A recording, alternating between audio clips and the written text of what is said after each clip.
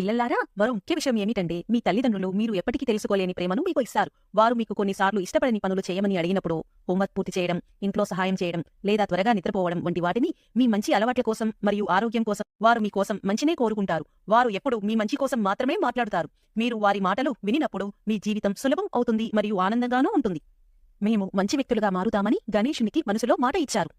మీకు చెప్పదలిచిన ఒక ముఖ్యమైన విషయం ఉంది అని వినాయకుడు పిల్లలతో ఇలా అన్నాడు. ఇతర పిల్లలతో గొడవ పడడం సమస్యను పరిష్కరించదు. మీరు గొడవ పడిన ప్రతిసారి మీరు మిమ్మల్ని గాయపరుచుకుంటారు మరియు ఇతరులను గాయపరుస్తారు.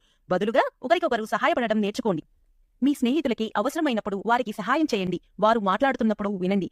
కాబట్టి కోపం మరియు గొడవ పడడం కాకుండా ప్రేమ మరియు దయను పంచే స్నేహితుడిగా ఉండండి. అప్పుడు పిల్లలు ఒకరినొకరును చూసుకుని వారిలో చాలా మంది స్నేహితులతో కలిసినప్పటి గొడవల కోసం క్షమాపణలు కోరుకున్నారు. వినాయకుడి మాటలు సహాయం చేయడం వారిని శాంతంగా మరియు సంతోషంగా చేస్తుందని వారు గ్రహించారు. ఇలాంటి విలువైన వీడియోల కోసం please like, share and subscribe the trending show channel.